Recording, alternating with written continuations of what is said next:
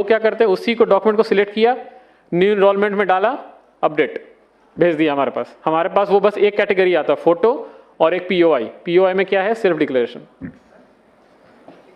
बहुत केसेस आ रहे हैं अभी, बहुत। अब मैं इसको क्या समझू, इंटेंशनल है, लैक ऑफ ट्रेनिंग है, या आप जानबूझ के कर रहे हो?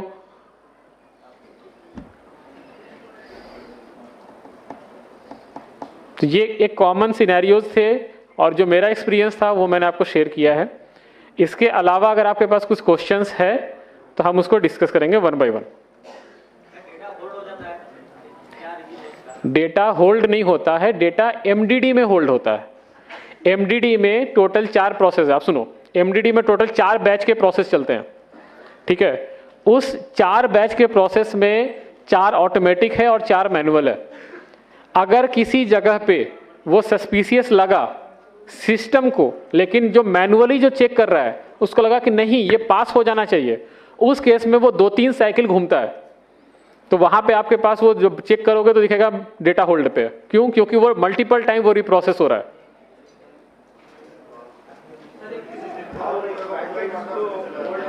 एक वन बाय वन, कोई माइक देंगे प्लीज? एक minute, one by one, we will go one by one. आप पहले हाथ उठाइए, उसके बाद माइक लीजिए, उसके बाद बोलिए। मेरे पास आवाज नहीं आ रही है यहाँ पे।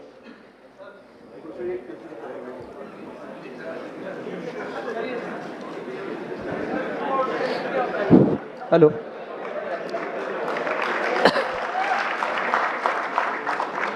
हाँ बताइए sir. Please maintain silence, please maintain silence first. Sir जब एनरोलमेंट करते हैं, सर मैं इधर एनरोलमेंट करते हैं, एक बंदे की मशीन है, उसमें वो बंदा एनरोलमेंट करता है, उसमें एनरोलमेंट लिखा हुआ आ रहा है enrolment got rejected due to technical reason. जब एनरोलमेंट स्लिप को अपन पोर्टल से चेक करते हैं तो वह लिखा हुआ आ रहा है मिसमैच रिलेशनशिप। एग्री होता है। पर क्यों होता है जी? आपको नहीं पता क्यों होता है? नहीं। किसी को पता है रिलेशनशिप मिसमैच क्यों होता है?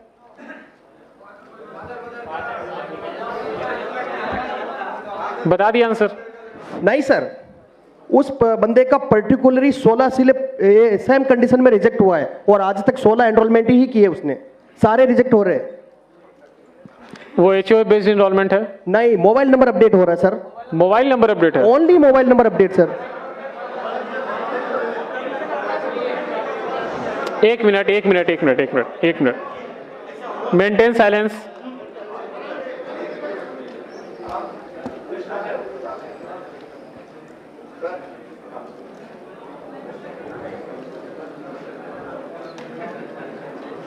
देखो मेरे पास 2 ऑप्शन है, या तो मैं क्वेश्चन आंसर करूं और नहीं तो आप बोल लो, मैं जाता हूं। मेरे पास नॉलेज है, इंफॉर्मेशन अगर आपको चाहिए तो ठीक है, नहीं चाहिए तो जैसे सिस्टम चल रहा हो चलता ही रहेगा, कुछ भी कर लो, आप सुधार नहीं सकते। एक क्वेश्चन है, क्वेश्चन 1 बाय 1 कीजिए, उसको एड्रेस करेंगे तो शायद जिसको नहीं पता उसको भी समझ में आएगा कि वो ऐसा प्रॉब्लम है, शायद मेरे लिए भी वो न्यू लर्निंग कर्व हो। एक साथ क्वेश्चन पूछोगे तो ना मुझे समझ में आएगा, ना मैं किसी का आंसर दे सकता हूं। हाँ, आप बोल रहे थे कि एचओए बेस्ड एनरोलमेंट नहीं है, बट वो मोबाइल नंबर अपडेट में बार बार इनकरेक्ट रिलेशनशिप में रिजेक्ट हो रहा है। जी सर। ठीक है, ये रिजेक्शन कोड गलत पिक कर रहा है, वो रिजेक्शन कोड नहीं होगा, वो गलत सेडा से पिक हो रहा है। या ईआईडी कुछ सैंपल आप निकाल के भेज देना रीजनल ऑफिस को, वो एनालिसिस करके आपको वापस बता। सर मैंने टेक सपोर्ट पे मेल किया था। टेक सपोर्ट नहीं, आप रीजनल ऑफिस अप्रोच कीजिए, रीजनल ऑफिस को बोलिए कि ये कुछ सैंपल ईआईडीज है 5-6 जो कि इस एरर कैटेगरी में रिजेक्ट हो रहे हैं, जो कि सिर्फ मोबाइल अपडेट है। सर उस पर्टिकुलर उस ऑपरेटर का ही हो रहा है। एग्जैक्टली यही मैं बोल रहा हूँ कि किसी एक पर्टिकुलर एक सिनेरियोज में हो रहा है ना, तो उस सिनेरियोज का एक एनालिसिस करना पड़ेगा, जो आपको रीजनल ऑफिस जो कि आपको उसका हेल्प करेगी। रीजनल ऑफिस के पास आप अपना एक केस ना आप रिटर्न में दे दो, हम एक बार रीजनल ऑफिस से बात करके आप इस पे रिवर्ट करें। Thank you sir, thank you.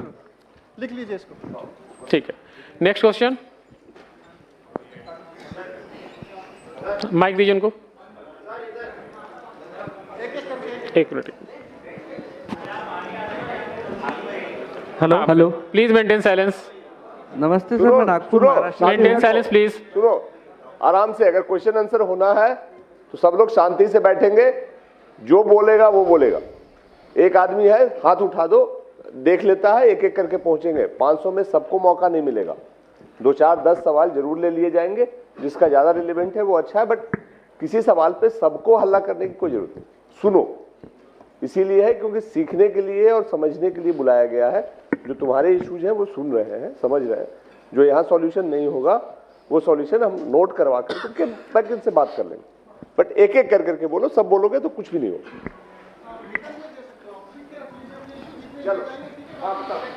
जी हाँ बताइए। सर, ये कह रहा सर मैं नागपुर महाराष्ट्र से हूँ।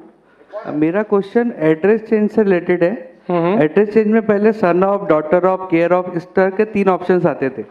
आजकल सिर्फ केयर ऑफ का ऑप्शन आता है। बिल्कुल, क्योंकि तो हमने वो ऑप्शन हटा दिया है ECMP से ही, क्योंकि अब जो डॉटर ऑफ, जो केयर ऑफ सेक्शन है, उसको हम उसी में एक ही में इंक्लूड कर रहे हैं जी। अगर आप लिखोगे डॉटर ऑफ समथिंग, तो वो आप आधार को ना एज ए PO और डॉक्यूमेंट आप इस्टेब्लिश कर देते हो।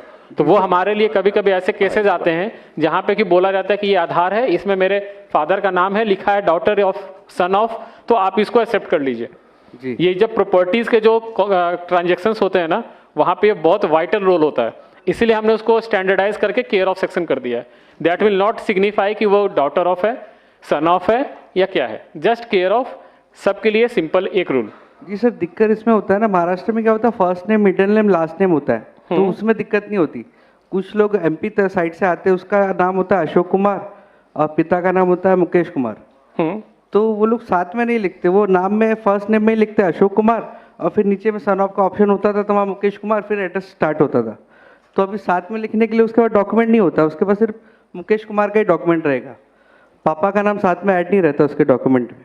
नहीं, तो आप केयर ऑफ सेक्शन में ही उसको डाल दीजिए ना, मेरे पास तो रेस्पेक्टिव डॉक्यूमेंट आ गया ना उसका। जी जी। उनको क्यों चाहिए कि वो सन ऑफ ही लिखवाएं अपने आधार पे? तो क्योंकि वो नाम के साथ ऐड नहीं होता ना उनके पापा का नाम, वो साथ में सिर्फ फर्स्ट नेम और कुमार ऐड करवाते हैं बस। एग्जैक्टली वही मैं बोलना चाह रहा हूँ कि जो रेसिडेंट के इस पॉइंट ऑफ व्यू से सोच रहे हैं, आप आधार के पॉइंट ऑफ व्यू से सोचिए कि अगर मैंने ये लीनियंसी दी, तो कल को कोई भी जो नेम अपडेट होता है, वो नेम अपडेट भी कोई एक ID प्रूफ दिखा के वो कर लेगा।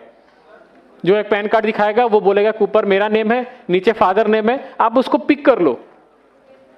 मैं क्यों पिक करूं उस चीज को? इसीलिए हमने उसको स्टैंडर्डाइज कर दिया है कि नहीं, केयर ऑफ सेक्शन ही रहेगा। आप जो एनरोलमेंट स्लिप में आप डालोगे, उसके कॉरेस्पॉन्डिंग जो डॉक्यूमेंट होगा, वहां पे अगर उनका नाम होगा तो वेल एंड गुड है, नहीं होगा तो हम उसको रिजेक्ट करेंगे। जी। और सर, एड्रेस से रिलेटेड एक और क्वेश्चन है, अगर इलेक्ट्रिसिटी बिल हम ऐड कर रहे हैं प्रूफ ऑफ रेसिडेंट में, सुनो, बाकी लोगों को भी समय दो। सर सेम एड्रेस से रिलेटेड पूछ रहा हूँ। ठीक है, दूसरे लोग भी पूछ लेंगे। सर, सर एक एरर आ रही है, हम अपडेट किया, कहाँ से बोल रहे हैं? जी सर। हाँ सर, आधार कार्ड अपडेट किया, 4 दिन बाद साइट पे स्टेटस चेक किया, आधार ही सक्सेसफुली अपडेटेड जनरेटेड, लेकिन डेटा उसका डाउनलोड कर रहे हैं तो पुराना ही डेटा उसका शो कर रहा है। बिल्कुल हो सकता है। आधार अपडेट होने के बाद जो मैंने FMS तक आपको फ्रॉड मैनेजमेंट सिस्टम तक समझाया था, उसके बाद एक प्रोसेस होता है UID पिकर। UID पिकर में क्या होता है कि अगर न्यू इनरोलमेंट है तो एक 12 नंबर का रैंडम जो डिजिट है वो पिक करके उसके साथ एसोसिएट होगा, या फिर अगर अपडेट है तो उस नंबर के साथ उसको लिंक करके आधार जनरेट किया जाता है, जो कि बाद में XML फाइल जनरेट होता है। आधार आपका अपडेट हो गया है, लेकिन जब तक XML फाइल जनरेट नहीं होगा तब तक आप उसको डाउनलोड नहीं कर सकते। XML फाइल बेसिकली जो आपका लुक एंड फील होता है ना, जो आप डाउनलोड करते हैं, उसको XML फाइल बोलते हैं। तो वो जब होगा तो फिर आप उसको डाउनलोड कर सकते हैं। 1 मिनट, कहाँ से? हाँ बताइए। वो कुछ बोलना चाह रहा था। हाँ बताओ। हाँ इधर।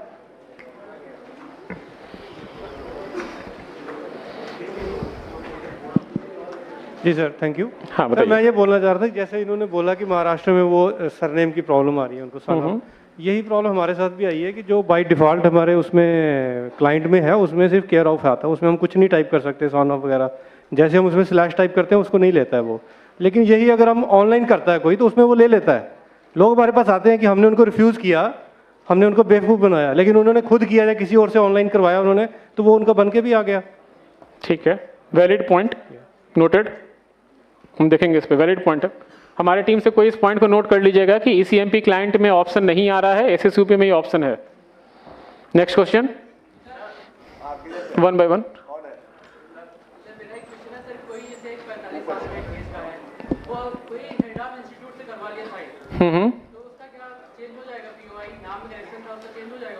नहीं, क्यों होगा चेंज?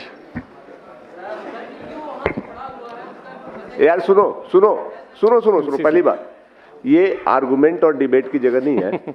ऑथोरिटी ने डिसाइड किया है कि हेड ऑफ इंस्टीट्यूशन के सर्टिफिकेट के आधार पे नाम का चेंज नहीं होगा, तो अगर उसको चेंज करना है तो वो एप्लीकेशन लगाए, वो अलग से प्रोसेस से वो देखेंगे। यहाँ पे हेड ऑफ स्पेल चेक जो भी है, हेड ऑफ इंस्टीट्यूशन को इस तरह के कोई पावर नहीं है कि वो ये सर्टिफिकेट दे सके। वो हेड ऑफ इंस्टीट्यूशन है, वो स्पेल चेक करने वाला इस अथॉरिटी नहीं है। तो जो रूल है वो समझो और उसके हिसाब से काम करो, ठीक है। मैं आपका इसका क्वेश्चन का आंसर सिंपल देता हूं। तो एक मिनट, थोड़े दिन रुक जाइए, नया लिस्ट आ जाएगा। हाँ हाँ, नहीं कर लीजिए। नहीं देखिए, आप ऐसे समझिए, हेड ऑफ द इंस्टीट्यूट है जो प्रिंसिपल, मैं इसे प्रिंसिपल मान के चलता हूं।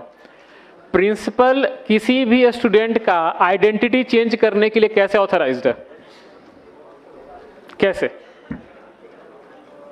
आप रेसिडेंट पर्सपेक्टिव से मत देखो, आप ऐसे समझो कि आप आधार से रिलेटेड हो। आप ऐसे समझो कि अगर कोई प्रिंसिपल ये लिख के देता है कि रमेश कल से सुरेश है, तो हम मान लें उसको?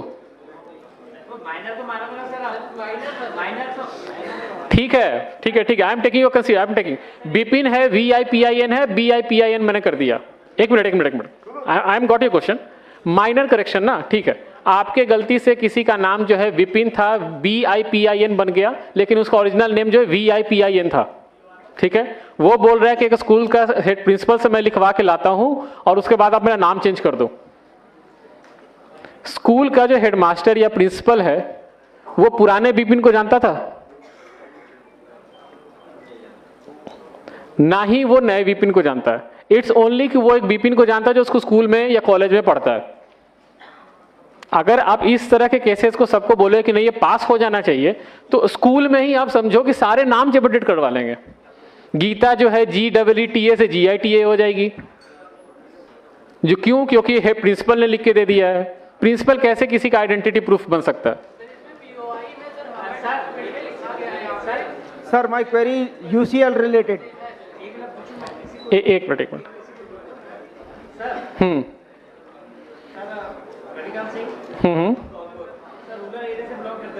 हाँ बताइए। बच्चा 6 क्लास में पढ़ रहा है, ठीक है। ऐसे पर उसके आधार में रिकॉर्ड है PRABIN, ठीक है सर।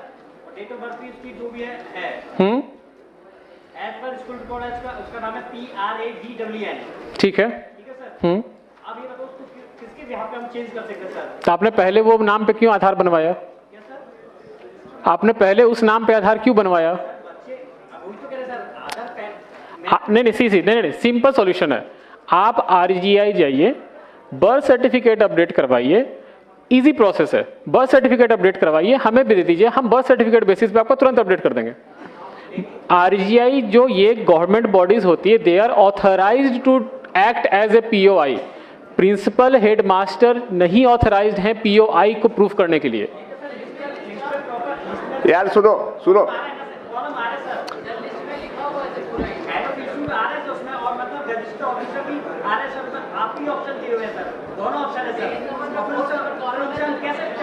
एक मिनट, क्या लिखा हुआ है लिस्ट ऑफ डॉक्यूमेंट में?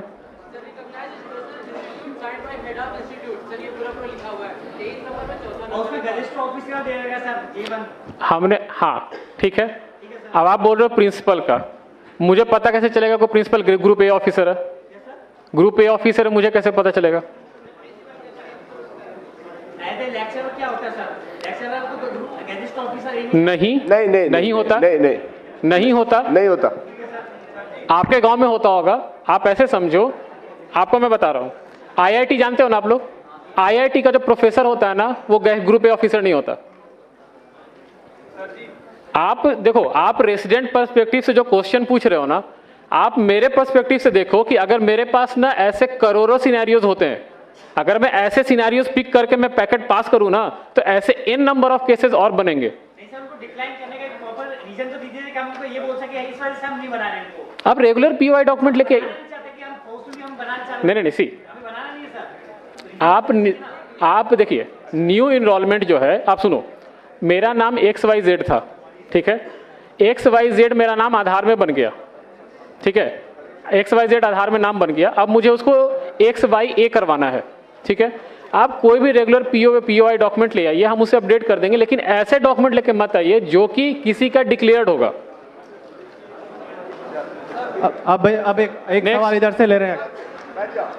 एक minute sir my query UCL maintain silence first. हाँ सर बताइए। Sir maximum time of update 3-3 महीने 4-4 महीने तक होल्ड में रहता है और उसके बाद में अंडर प्रोसेस ही लिखा हुआ आता है, भले ही हमने केवल मोबाइल नंबर अपडेट किया हो। एग्री होता है। तो कोई सॉल्यूशन इसके लिए देखिए, ये जो है ये कोई इंटेंशनल प्रॉब्लम नहीं है। ये क्या होता है ना कि जब आप कोई भी आधार को अपडेट करते हैं, आप वहां पे बताते हैं कि मोबाइल नंबर अपडेट है, लेकिन जो प्रोसेस है पूरा अपडेट होने का, वो प्रोसेस तो वो ट्रैवल करेगा, उसके बीच में कहीं पे भी उस पैकेट का स्ट्रक्चर खराब हो गया ड्यू टू टेक्निकल रीजंस, मैं मतलब टेक सेंटर में कुछ हुआ, हमने ECMP क्लाइंट वर्जन अपडेट कर दिया, या फिर कुछ अपडेट आ गए, इसकी वजह से क्या होता है कि उसका रैंडम में बीच रास्ते में उसका पैकेट का स्ट्रक्चर खराब हो जाता है। वो उसको बार बार रिकॉल करता रहेगा कि पुराने वाले आइडेंटिटी पे, कभी कभी पास कर जाता है, कभी कभी वो अंडर प्रोसेस अटक जाता है, कभी कभी ये भी होता है कि आप ECMP से डालिए, वो अंडर प्रोसेस है, SSUP से डालिए, वो पास पहले निकल जाता है। कई बार कस्टमर के पास में रिजेक्ट का मैसेज आता है और जब डाउनलोड करते हैं तो सही से डाउनलोड हो जाता है। हाँ बिल्कुल, वो देखिए हमने क्या बोला कि हमारा जो सेडा सिस्टम है, सेडा सिस्टम पे हमने अपडेट कर दिया, जो पोर्टल है या रेसिडेंट को जो मैसेज जा रहा वहां अपडेट नहीं हुआ, लेकिन जो उसका XML फाइल है वो जनरेट हो गया, उस केस में उसका आधार अपडेट हो चुका है, वो डाउनलोड कर सकते हैं, लेकिन जो पोर्टल जो आप बात कर रहे हो अंडर प्रोसेस है, वो वहां पे अपडेट नहीं हुआ है। सर एक चीज, ये वाइस वर्सा भी हो सकता है। ECMP में पैकेट को चेक किया जा सकता है, जबकि UCL में हम चाहते हैं कि लास्ट में सबमिट करने से पहले एक बार हम पूरा व्यू करके देख लें कि हमने डाटा सही से अपडेट सही से डाटा डाला नहीं। सबमिट से पहले एक व्यू का ऑप्शन हो, रिव्यू का, तो उसमें सारी चीजें एक साथ दिख जाए, उसके बाद सबमिट हो। Valid point. टीम प्लीज इस पॉइंट को भी लिख लीजिए कि UCL में अगर UCL में जैसे ECMP में दिखता है, वैसे UCL में भी ऑप्शन होना चाहिए समराइज सबमिट करने से पहले, कि एक बार ऑपरेटर जो है चेक कर सकें कि इस इंफॉर्मेशन को डाला वो सही है या नहीं। वैलिड पॉइंट है, टीम इस पर नोट कर लीजिए। Thank you. एक सर लैंग्वेज चेंज का ऑप्शन नहीं होता यदि किसी UCL में यदि हमें किसी महाराष्ट्र वाले का डाटा अपडेट करना है, एड्रेस अपडेट करना है, उसके बाद में वैलिड डॉक्यूमेंट भी है, लेकिन हम उसे हिंदी लैंग्वेज में कन्वर्ट नहीं कर सकते, और महाराष्ट्रियन हमको आती नहीं है, कन्नड़ हमको आती नहीं है, केवल हम इंग्लिश में उसका डाटा अपडेट कर सकते हैं, लेकिन हिंदी में उसमें लोकल लैंग्वेज में क्या आ रहा है हम नहीं जानते। लोकल लैंग्वेज चेंज करने का ऑप्शन भी होना चाहिए ताकि हम हिंदी में उसका एड्रेस अपडेट कर सकें जो उसके वैलिड डॉक्यूमेंट में है। ठीक है, आपका क्वेश्चन का आंसर देंगे तिवारी जी, एक बार जाकर उनको आंसर दीजिए। नेक्स्ट क्वेश्चन पूछिए, आप जाकर उनको इन पर्सन आंसर दीजिए। UCL क्लाइंट जो होता है ऑनलाइन चलता है, और जो ECMP क्लाइंट होता है वो ऑफलाइन होता है। हम डेटा जो अपलोड करते हैं वो ऑनलाइन करते हैं, बट जो इनरोलमेंट न्यू या अपडेट करते हैं ऑफलाइन करते हैं ECMP क्लाइंट से। तो जो हमारा पहले आधार बन चुका है जिस लैंग्वेज में, उस लैंग्वेज को रेसिडेंट जब अपना थंब लगाता है तो डेटा फैच करके सिस्टम पर दिखाता है, और उसी डेटा पे हम जो है अपना अपडेट करते हैं। तो हमारा ओल्ड डेटा ऑलरेडी जब सिस्टम में रखा हुआ है और हमारा ऑथेंटिकेशन करके वो भेज रहा है, तो उसमें हम चेंज नहीं कर सकते हैं। आपको चेंज करने के लिए क्लाइंट के थ्रू अपलोड करेंगे तब जाके चेंज होगा, क्योंकि आपका उसमें बायोमेट्रिक लिया जाएगा। UCL ऑनलाइन क्लाइंट चलता है। एक मिनट। UCL से रिलेटेड अगर क्वेश्चन है तिवारी जी, एक बार जाकर उनको इन पर्सन बताइए। दूसरा क्वेश्चन पूछिए कोई। एक minute, one at a time. Family है, उसके 5 मेंबर थे, तभी डॉक्यूमेंट अपडेट का ऑप्शन आया हुआ है, ठीक है। 1 मिनट साइलेंस प्लीज। मैंने उस फैमिली के 4 डॉक्यूमेंट अपडेट्स कर दिए। जो उनकी मदर है, उनका जैसे ही मैं डॉक्यूमेंट अपडेट के लिए फिंगर लगाता हूँ आधार नंबर डाल के, तो सिस्टम हैंग हो जाता है। वो कम से कम 5 बार ट्राई कर चुका हूँ मैं 1 महीने के अंदर, 5 बार सेम प्रोसेस हुआ है।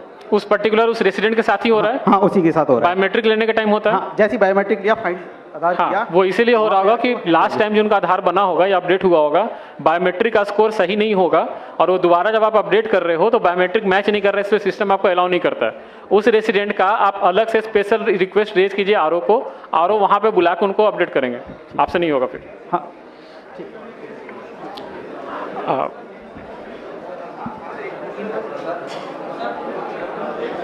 सर जैसे नेम की, डेट ऑफ बर्थ और जेंडर की लिमिट है, तो बायोमेट्रिक की लिमिट तो नहीं है? बायोमेट्रिक अपडेट करने की नहीं, यस, कोई लिमिट नहीं। हाँ, जितनी बार चाहे करवा सकते हैं। Thank you. चलिए क्लोज कर सकते हैं। बाकी सवाल आप लोग अपने अपने लिख के दे दीजिए, हम लोग कलेक्ट कर लेंगे। हमारे ऑफिसर्स यहाँ पे हैं, दे विल कलेक्ट। आप एक काम कीजिए, देखिए सबका क्वेश्चन तो मैं नहीं ले सकता हूँ, जो मोटा मोटी क्वेश्चन था और जो एरर था वो मैंने आपको समझा दिया। मेरे पास एक क्वेश्चन भी आया कि डेटा प्रोसेस एरर में क्यों रिजेक्ट होता है। मैंने अभी बताया आपको कि डेटा प्रोसेस और जो टेक्निकल एरर्स है ये इसलिए इसका नाम रखा गया क्योंकि इसका जो एग्जैक्ट डिटेल्स है वो अगर मैं आपको समझाऊं या रेसिडेंट को समझाऊं तो नहीं समझ में आएगा। आप एक काम कीजिए, आपके जो क्वेश्चंस हैं आप कंसोलिडेट करके सीएससी टीम लीडर्स को, मेंबर्स को दीजिए, वो एक बार उनके थ्रू हमारे पास आएगा, हम उसको एड्रेस करके आपके पास वापस भिजवा देंगे, ठीक है। और एक चीज, one last thing, please maintain silence. सब लोग प्लीज शांति बनाओ, सबके सवाल नहीं हो सकते हैं, बहुत समय उतना नहीं है, पर्पस वो नहीं है, उन्होंने बहुत कुछ बताया है, बाकी आप दे दो। लास्ट चीज आप, सॉरी सर एक मिनट, लास्ट चीज आप लोग एक बार ध्यान रखिए, न्यू इनरोलमेंट प्लीज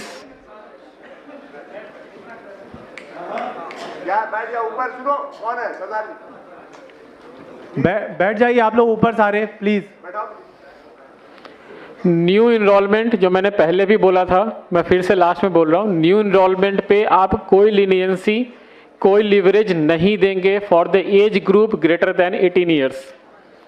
एक भी डॉक्यूमेंट में ओवरराइटिंग है, सस्पिशियस लग रहा है या कोई भी इशू आपके लेवल पे दिख रहा है, आप उसको एक्सेप्ट नहीं करेंगे, मेरे पास नहीं भेजेंगे आप उसको पैकेट को। हमारे पास स्ट्रिक्ट ऑर्डर है from ministry of home affairs on the new enrolment, आप इस चीज़ को सीरियसली लीजिएगा। न्यू इनरोलमेंट में अगर क्यूसी में पास होता है, क्यूसी विल बी पेनलाइज्ड, और इनरोलमेंट ऑपरेटर अगर हमें भेज रहा है वो भी पेनलाइज होंगे और ज़्यादा होंगे, क्योंकि अब जितने आधार बन गए हैं मैक्सिमम लोग आइडेंटिटी चेंज करवा रहे हैं, और आइडेंटिटी चेंज करने के लिए जो मैंने आपको बताया था स्टैंडर्ड सर्टिफिकेट मैक्सिमम लोग यूज कर रहे हैं। आप स्टैंडर्ड सर्टिफिकेट नहीं लोगे for the name change, gadget notification हो ना हो doesn't matter, standard certificate is not applicable. ये 2 पॉइंट आप ध्यान रखेंगे आगे से जब भी इनरोलमेंट या अपडेट कीजिएगा। Standard certificate for old POI और न्यू इनरोलमेंट में हर एक टैब्स में मुझे डॉक्यूमेंट चाहिए और वैलिड डॉक्यूमेंट चाहिए। क्लियर है? Yes, no? Okay, thank you and have a good day.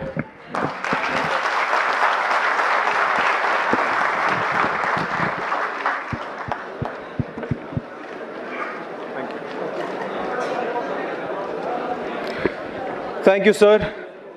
सभी लोग 5 मिनट बैठ जाएं, बात ना करें आपस में, हम सेशन के अंत में पहुंच गए हैं। एक इंपॉर्टेंट अनाउंसमेंट है सबके लिए, प्लीज इसे नोट कर लीजिएगा। ये 3 बस नंबर्स हैं, आप नोट कीजिए। जिनको भी दिल्ली रेलवे स्टेशन जाना है वो इन 3 बसेस को बोर्ड करेंगे, आप नोट कर लीजिए। मैं रिपीट करता हूं, यूपी 22 AT 0207, रिपीट करता हूं, यूपी 22 AT 0207। एक और नंबर है वो नोट कीजिए, यूपी 22 AT 0405। एक बार दोबारा बोलता हूं, UP 22 AT 0405 and last UP 22 AT 4711। UP 22 AT 4711। ये 3 बस नंबर्स हैं, गेट नंबर 3 के बाहर ये बसेस रहेंगी। सेशन के अंत में आप लोग ये 3 बसेस बोर्ड कर सकते हैं जिनको भी दिल्ली रेलवे स्टेशन जाना है। हम सेशन के अंत में पहुंच गए हैं और आपकी उत्सुकता और आपके सवालों को देखकर खुशी भी होती है, लेकिन बहुत सारे ये पॉसिबल नहीं है कि सबका सवाल हमने लिया जाए, इसलिए हमने लिखित तौर पे नई दिल्ली रेलवे स्टेशन है, नई दिल्ली के लिए। खुशी होती है आपके सवालों को देखकर और आज अच्छा लग रहा है कि आप सभी लोग आए। अंत में मैं हमारे एमडी सीईओ साहब श्री संजय कुमार राकेश जी से रिक्वेस्ट करूंगा फॉर वोट ऑफ थैंक्स। एक बार तालियों के साथ उसी एनर्जी को वापस लेके आएंगे जो सुबह थी हमारे लिए।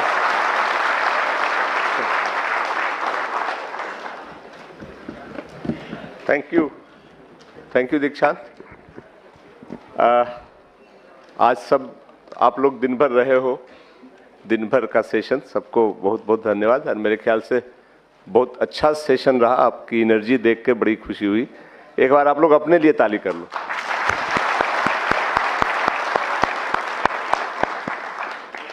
आज जो पर्पस था मेरे ख्याल से काफी हद तक सर्व हो गया। यूआईडी की टीम जो यहाँ आई है और जिस तरह से उन्होंने सब एक्सप्लेन किया है, उसके लिए हमारी तरफ से वो विशेष रूप से धन्यवाद के पात्र हैं। उनके लिए भी हम स्वागत करते हैं। और आपने सुना, पर्पस यही था कि आप रोज गांव में लोगों के आधार अपडेट करने के काम से जूझते हो, उनके बहुत सारे सवाल आते हैं। कोई डॉक्यूमेंट आप नहीं करते हो, कुछ कहते हो कि ये नहीं हो सकता है, तो वो आपसे सवाल करते हैं। आप किससे सवाल करोगे? तो हमने इसीलिए सोचा था कि यूआईडीआई यहाँ जो है वो इसकी पूरी ऑथोरिटी है। और आप ये समझते हैं कि 134 करोड़ लोगों के इतने सारे डेटा वो रखते हैं, उसके आधार पे वेरीफाई करते हैं और फिर बताते हैं कि सही है कि गलत, और उसमें कोई एरर नहीं होना चाहिए। एक गलती और उनके सिर पे लोग डंडा बजाना शुरू करते हैं कि ये गलती कैसे हो। इसलिए उनको ये सिस्टम बनाना है। उनको जहां भी डर लगता है, जहां भी शक होता है कि हाँ ये गड़बड़ हो सकता है, वहां वो सेफ खेलते हैं, ना कर देते हैं। आज आपके सवाल हम देख रहे थे, सबके जो बीच में मरमरिंग और सबके रिएक्शन थे वो देख रहे थे। सबका एक ही था कि आपके जो सवाल है, जो लोग सवाल आपसे करते हैं, जब आप कह देते हो कि ये नहीं हो सकता, वो आप चाहते हो कि इनसे बताएं। बट वो ये भी बता रहे थे कि क्यों करें। हेड ऑफ इंस्टीट्यूशंस लिखा हुआ है, हेड ऑफ इंस्टीट्यूशंस हिंदुस्तान में लाखों की संख्या में, और कोई रिकॉर्ड नहीं है जिससे ये वेरीफाई हो कि हाँ वो ज्ञान माध्यमिक विद्यालय है तो वो सच में वहां ज्ञान माध्यमिक विद्यालय है या नहीं है। तो वैसे को कैसे करें? अभी उन्होंने सर्टिफिकेशन का एक नया सिस्टम शुरू करने की बात थी, आई कि नहीं, कि अब जो सर्टिफाई करेगा, जो वेरीफाई करेगा, वो भी अपना आधार देगा, ताकि वो पहले वो वेरीफाई कर लें कि वो आदमी सच में है कि नहीं या सही नाम से। तो वो भी अब 7-8 करोड़ तो रोज अटेम्प्ट होते हैं उनके पास, तो इसलिए उनको भी समझिए। और इसके अराउंड जो सेंसिटिविटी है वो आदमी का प्रूफ है कि वो इंडिया में है। इसलिए उसने कहा कि अब जब सब आधार हो गए हैं बड़े लोगों के, तो अब नए आधार कहाँ से आ रहे हैं? या तो वो कहीं से आया हुआ इलीगल माइग्रेंट है, या कुछ और कारण से हो गया, नाम बदल रहा है। तो इनके जो कंसर्न है वो समझिए। और चूंकि आप आधार यूआईडीआई के रिप्रेजेंटेटिव हो, आप गांव में रहते हो, गांव वालों के रिप्रेजेंटेटिव हो, सही बात है, उसके लिए आप आधार से सवाल कर रहे हो, बट गांव में आप आधार के रिप्रेजेंटेटिव हो, उनको बताना आपका काम। हम ये बिगिनिंग है, हम यहाँ आपसे शुरू किए हैं, हमने अब प्लान किया है कि राज्य स्तर पे भी ये करेंगे। आरओ से आपका इंटरेक्शन बढ़ाएं। जैसे उन्होंने कहा कि कुछ कुछ सवाल हैं जो आप हमारे लोगों से पूछोगे तो कुछ नहीं मिलेगा, सीएससी का जो स्पॉक है उससे कुछ नहीं मिलेगा, क्योंकि उसको नहीं पता। आरओ में आप सवाल करवा लो, आरओ बताएगा। तो जी, आरओ से संपर्क, हाँ, हम वही कर रहे हैं कि अब ये एक नेशनल वर्कशॉप करवाया, इसके बाद हम स्टेट लेवल पे कोशिश कर रहे हैं और फिर आगे करके डिस्ट्रिक्ट और जोनल लेवल पे भी करवाएंगे, चाहे